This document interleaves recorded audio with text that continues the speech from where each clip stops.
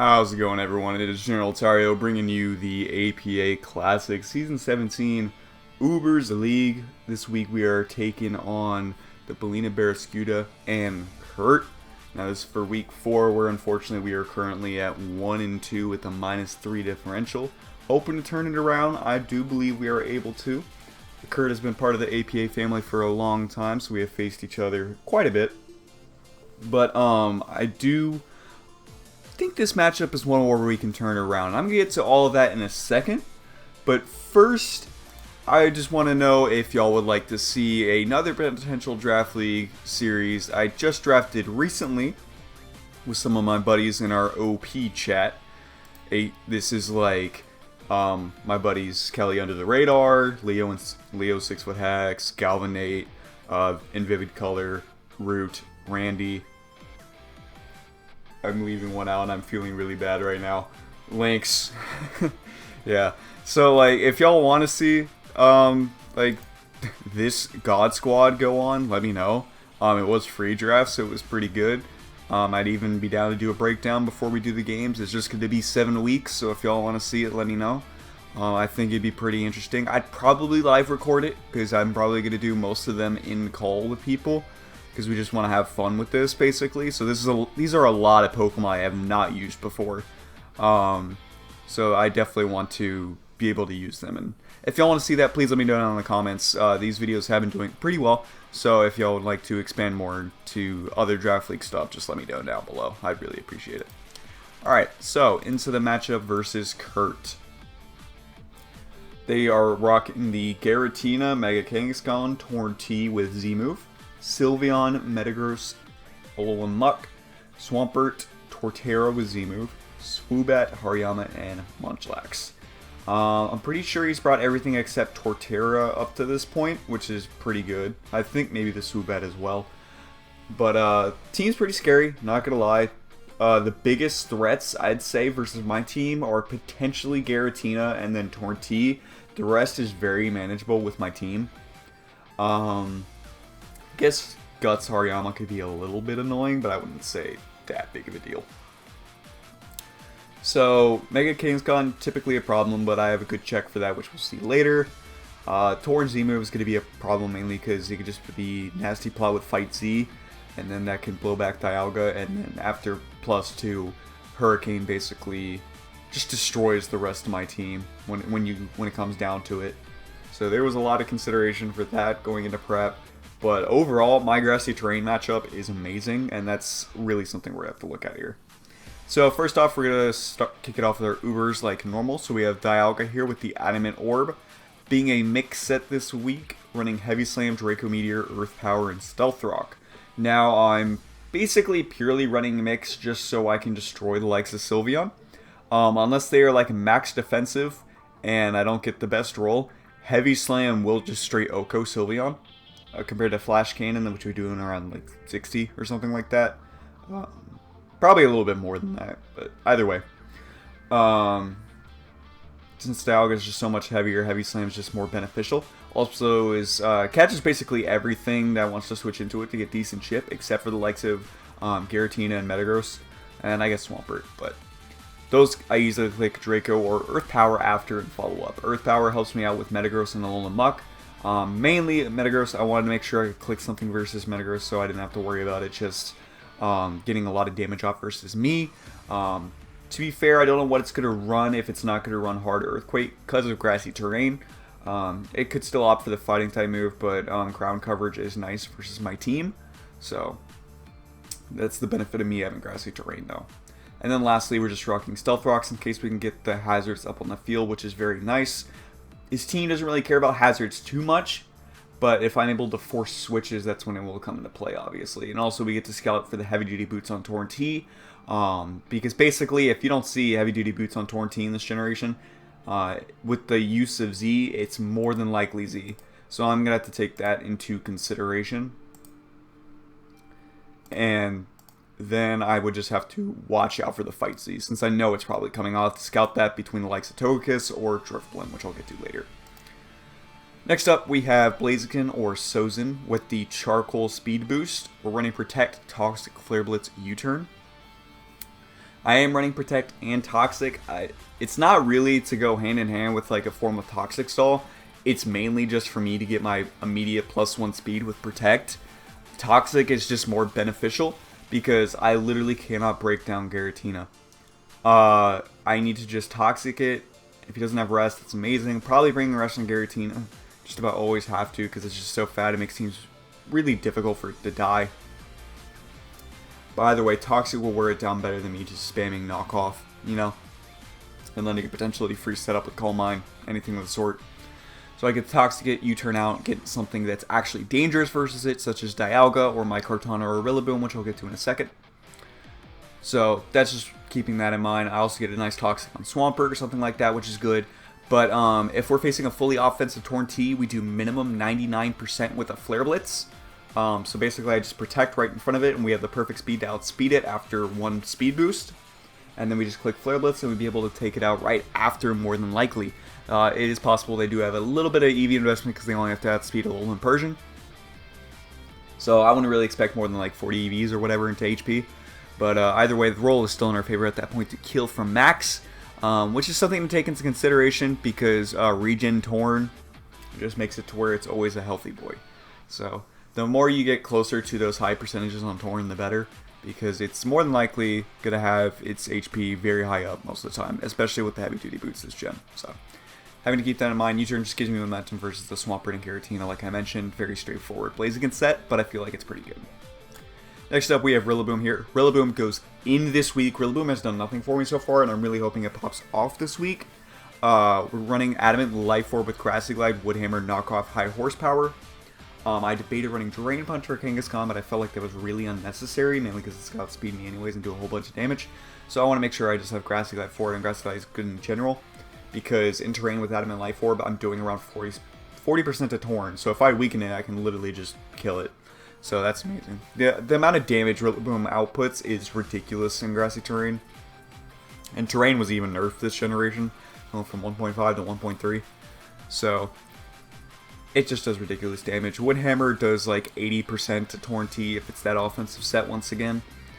Knockoff is just very spammable versus their team. Gets rid of items if they wanted to go into a Alolan Muck, but it was a Shotgun set. I get rid of the Shotgun immediately, just click High Horsepower after. Metagross, Knockoff plus High Horsepower once again, is really good. In general, first time I get in Rillaboom, I'm clicking Knockoff. It just benefits me so much versus their team. A lot of damage versus Giratina. I get to scout what type of Giratina it is as well, whether it's offensive or defensive. I would expect more of a defensive set this week, but we'll have to see. And then everything else I really just blow back. Like, it's very straightforward. I'm pretty sure like 3 Swamperts die at once to Woodhammer, so that's probably a little bit generous too. And then we have to watch out for Kangaskhan, obviously, because we're really only going to hit that with Grassy Glide, because otherwise that's going to do a lot of damage to Rillaboom, because it is going to be outspeeding us. Next up, to abuse the terrain as well, we have Kartana. This is Choice Band to Kartana. Leaf Blade, Smart Strike, Knockoff, Night Slash. Now, I opted to go Night Slash for the last move, purely so I have a Dark-type move to spam versus Giratina. I don't want to only be stuck with Knockoff, where, once again, where the item's already gone, then it's not going to be doing as much damage. Plus, Night Slash has the crit ratio, so if they are like a setup set and they're in rest or something and they're trying to get healthy, they can't sit there and try to stall me out. They have to click a move, which will allow it to keep it weak for Dialga or Rillaboom or something to follow it up after, which is very good. In general, though, Choice Band, Leaf Blade, or Smart Strike can literally just sweep at like the late game. If I come in with terrain up, I'm pretty sure Choice Band, Leaf Blade just about picks up a kill.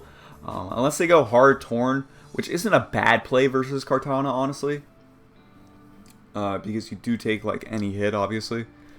And then also, if I try to set up, you just ignore it and you don't worry about me getting the speed boost because I haven't gotten a kill yet. So there's a lot to take in there. Basically, Kartana really just clicks buttons. It does have to watch out for the Torn T coming into Revenge, like I mentioned. Really bulky Giratina could be an issue, but that's okay. My team is meant to take have a lot of heavy hitters versus Giratina. And then I also have to watch out for Alolan Muck, because Alolan Muck can definitely take like a few hits, like 1 or 2, obviously, and it can easily carry that fire coverage, so you have to watch out for that. And next up we have Togekiss here, GG, with the heavy duty boots, Serene Grace, Nasty Plot, Roost, Air Slash, Flamethrower. This was one of the first Pokemon I actually put on, and it just does so well. Originally I had Rocky Helmet to help me versus the Mega Kangaskhan, just to get some chip off on it and roost stall it, because with the HP investment I have, it's doing 54% with Seismic Toss. So I'm able just to roost stall it, get a weak, and get in the range of Air Slash to make sure I can KO it, which seems pretty good. But then I noticed that Boots is probably just better, and I ended up making the check to Kangaskhan after, which is Drifloom, and I'll get to that in a moment. So basically we're able to Nasty Plot off and just be Togekiss, you know? A little chip on Metagross would be nice, because that allows +2 Flamethrower to always kill. If they are Assault Vest, we definitely still get the 2-hit KO. But we don't really benefit from that too much, because a Meteor Mash will blow us back. Bandit Bullet Punch does around half to us. Kind of surprised it was only that much. I was expected to be a little bit more. Or maybe I'm just thinking of Adamant AV. Yeah, I think that sounds right. I think, yeah, that's right, because Choice Bandit Bullet Punch, I'm pretty sure is like 65 to 75, somewhere around that. So have to watch out for that if they opt to bring Metagross. In general, Air Slash is just good versus their slower things on the team, like Swampert and Sylveon. I have to be careful of Alolan Muck, obviously, but I don't feel like that's too much of an issue when I have Dialga in the back that always switches in on it pretty dang freely, and Dialga's really just clicking buttons versus their team. Nothing too much to think other than that. Togekiss does pretty good. Can allow me to get Force Chip on Torn, which is good, because that's really one of the few things that come in after this. It's either be Mega Kangaskhan or Torn. But based off my Drifloom set, which we have here, Mega Kangaskhan is not going to be a problem at all. Running heavy duty boots again, because I don't want to worry about Stealth Rocks coming in. Swampert and Metagross are both very reliable Stealth Rock setters that I don't want to challenge on not forcing them to get up. So I'm just going to accept it and just run boots. It's a busted item for a reason. We're max defense, rocking Will-O-Wisp, Strength, Hex, and Defog. We have enough speed to always outspeed Adamant Metagross. There's literally no reason for them to be jolly this week. Metagross is slower than like my entire team, so it's definitely gonna want to be Adamant max HP if they opt to bring it. So we're able to Will-O-Wisp, Hex, Strength, Sap, everything. Obviously we don't get Hex damage off of Mega Kangaskhan, but we Will-O-Wisp or Strength Sap immediately after anything they want to try to hit us with. Obviously their potential Fake Out or any other normal type move, and then Seismic Toss isn't going to be able to touch Drifloom. I'm expecting them to bring Ice Punch this week, helps them versus Grass types, and then Togekiss and Drifloom. I wouldn't be surprised. I'd expect that over a Dark type move. But either way, that's going to do like, I made it like with the max defense and never 2-hit KOs with Parental Bond. So either just Will-O-Wisp or Strength Sap that turn, and then just follow it up after. So even though we're never able to properly get more damage off on it with Hex, I easily just spam Strength Sap if they stay in until I can go into something else freely. So it's really nothing I have to worry about. Seismic Toss spam is like annoying for the team, and Will-O-Wisp obviously doesn't affect that, but I can literally just stall it out if they opt to just try and spam that. So it's just something to work with. Mega Kangaskhan is annoying, so I will bring an annoying set in Drifloom and it will work out perfectly. Alright, and then we're going to go into the match over here, and let me remove everything off of the screen. So as we can see, they opted to bring Torn T, Giratina, Sylveon, Mega Kangaskhan, Swampert, and Swoobat. I am a little bit surprised to see Swampert and Swoobat. I know Swampert's a good Pokemon, obviously, and I do respect it. But my Grassy terrain does kind of make that very hindered. It's just so easy to take care of that thing. But automatically, excuse me, automatically seeing the Swampert 1, that has to have Stealth Rocks.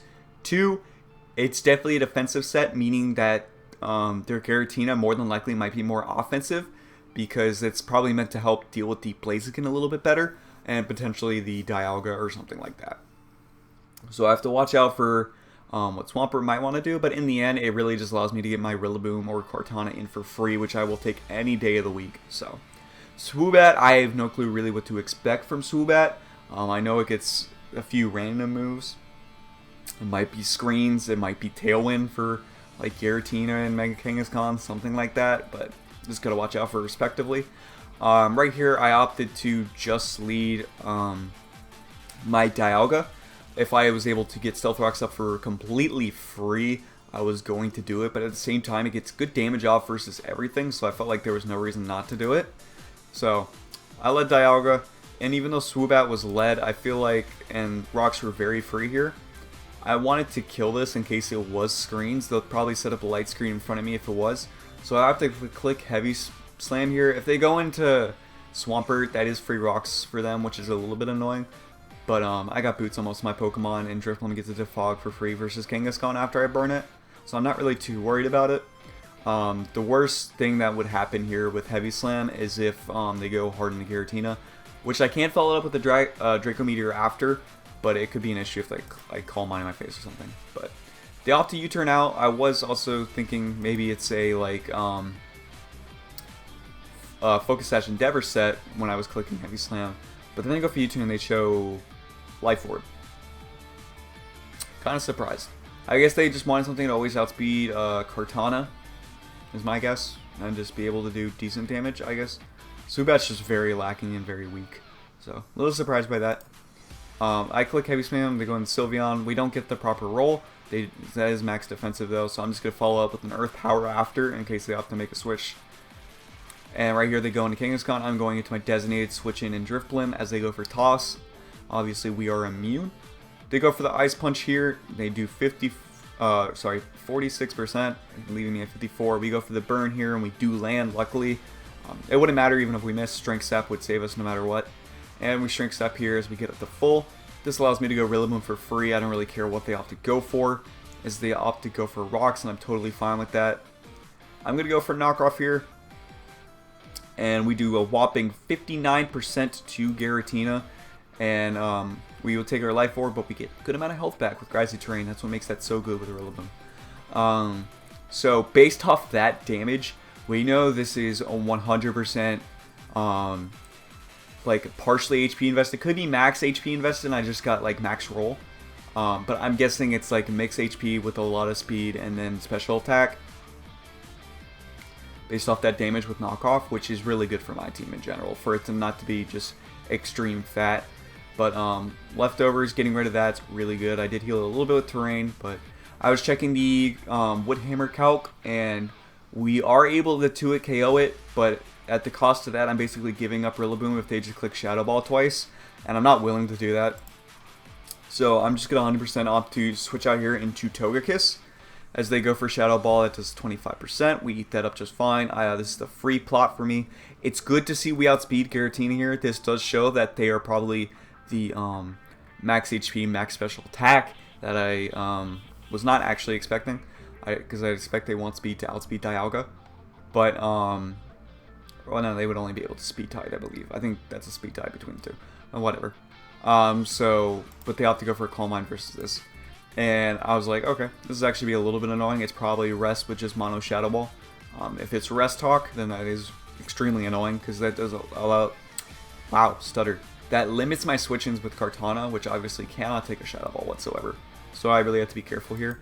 I have to just go for the immediate Air Slash. I think this was a misplay, and I should have just plotted again.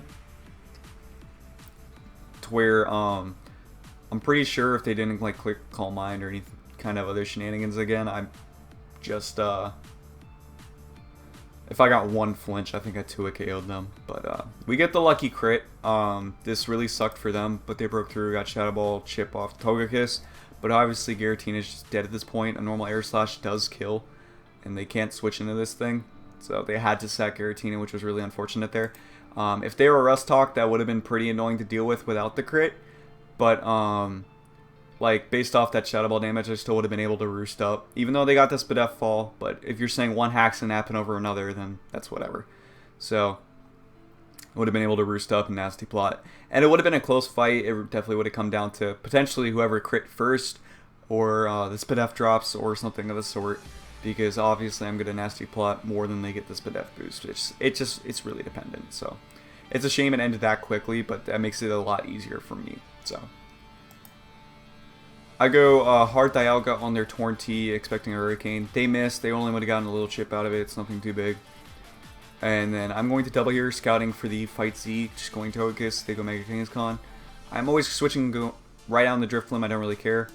Right here, I knew if they are Nasty Bop, they'll go for it. And obviously I can take a Hurricane and it's fine. Torn is a threat, like I mentioned. So if I can Wisp this thing to where later on I can just Hex it down twice, because Hex does 2-hit KO the Torn, then I am in a really good spot. Really, really solid position. Because then I am not worried about this Pokemon at all, and it's all good in the hood. Sorry for Willis when we land again, which is great. Now we get the chip off on that. I'm going to sack Togekiss here, because +2 Hurricane will knock out my Drifloon. Start taking some chip. We got into Blaziken here. We always click Protect. I do not care what they do. We always click it. And right here, I am always clicking Flare Blitz. Torn is the biggest threat on that entire team. I do not care about anything else they have. So I just click Flare Blitz, and we take some recoil. We don't see Rocky Element. We see Leftovers. This is just going to let me U-turn out in case they want to make a hard switch. And I'm going to go right into Rillaboom here. They opt to go for a Toxic, which was a very good middle ground play versus my team. And right here, this is where I just click Woodhammer and get a kill. Like, there's literally nothing they can do about it. Torn would live on switching, but then it's extremely weak and dies to Grassy Glide. So they bring in Swoobat, and that thing just gets OHKO'd. No surprise whatsoever. Now they go into Torn here. I'm just clicking Woodhammer again, because I still don't have a switch into it. Excuse me, I'm sorry. And I can once again just follow it up with Blaziken after. So I really feel like that's fine. I'm not worried about killing Swampert or anything. I feel like I can do that fine with Kartana still in the back, even though terrain is still a little helpful. But they did click Hurricane and miss, so I am able to do a whopping 77% with Woodhammer. If they had HP, then I guess it wasn't bad, but it was still on the lower roll. But that's still a whole bunch of damage for a resist. I'm not calling the Hurricane miss hacks. To be honest, I don't trust 70% moves ever for a reason. I've hated Focus Blast my entire life. I've never drafted Torn T because I don't trust Hurricane in general. If I'm going to use a Hurricane user, I'd rather draft Rain with Pelipper or like Mega Pidgeot. Obviously, Mega Pidgeot's not an option for this. Well, no, it was. This is National Dex, but either way, like, I feel bad about it, but at the same time, in my sight with accuracy moves, like, it's just not reliable.